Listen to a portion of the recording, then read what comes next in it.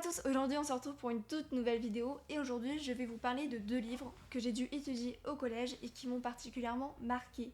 Alors non Logan, ce n'est pas un vlog sur mon changement de coiffure. Le tout premier livre, c'est Le cri de la mouette d'Emmanuelle Laborie. Le résumé.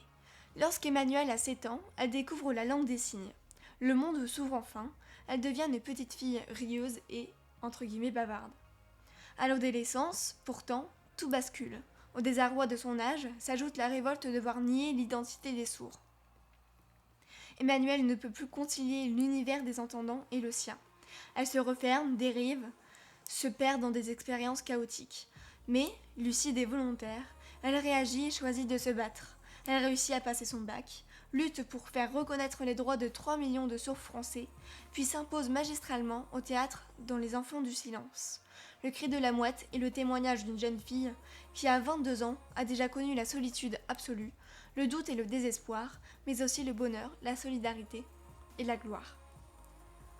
Alors mon avis, c'est que c'est un témoignage poignant sur une personnalité courageuse et qui parle aussi de la différence, tout simplement parce que on parle des sourds.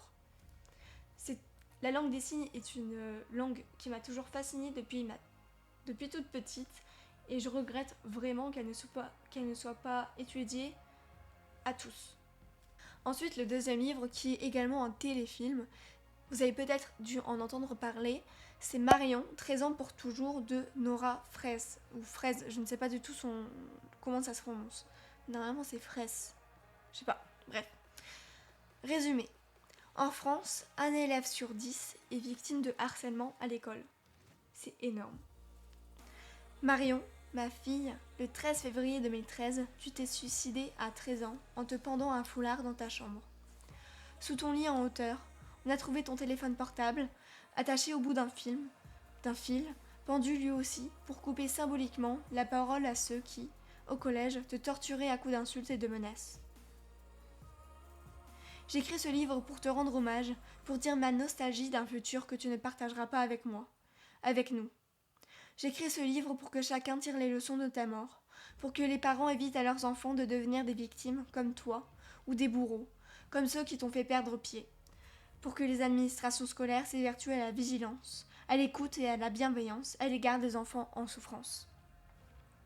J'écris ce livre pour qu'on prenne au sérieux le phénomène du harcèlement scolaire. J'écris ce livre pour que plus jamais un enfant n'ait envie de pendre son téléphone, ni de suspendre sa vie à jamais.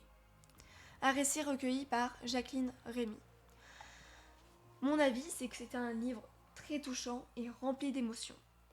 Il nous fait vraiment réfléchir sur le phénomène du harcèlement scolaire qui est extrêmement grave. Le film, c'est pareil, et il y a une hausse d'émotions tout simplement parce que là, on a les images de tout ce qui se passe. Et il met également aussi en avant un sujet peu mis en avant et extrêmement grave, du coup, le harcèlement scolaire.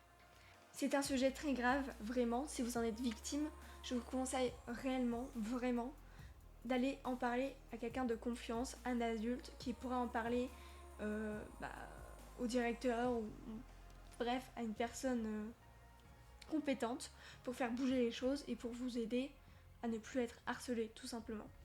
Et donc n'ayez pas peur, vraiment, ça aide et ça peut sauver des vies. Alors la vidéo doit être assez courte, je le sais, et je voulais terminer sur le sujet du harcèlement scolaire, tout simplement parce que, je vous le redis encore une fois, c'est très très grave. Voilà, en l'ayant vécu, j'ai eu beaucoup de chance parce que toutes les personnes qui veulent faire bouger les choses l'ont fait tout de suite et n'ont pas attendu 107 ans. Voilà.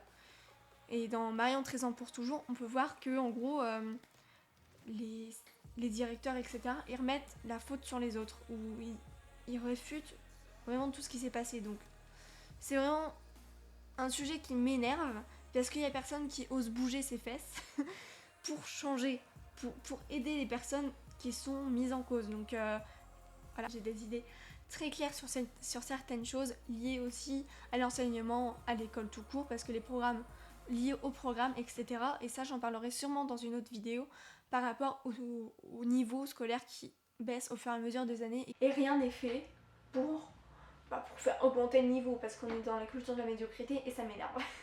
Donc voilà, on va en parler bientôt, je pense, sur ma chaîne, même si c'est pas trop lié au booktube, etc. Mais Comme c'est lié aussi un peu au français, parce que du coup je vais tirer les ficelles de certaines choses, voilà, ça pourrait être un peu lié avec la chaîne. Donc voilà.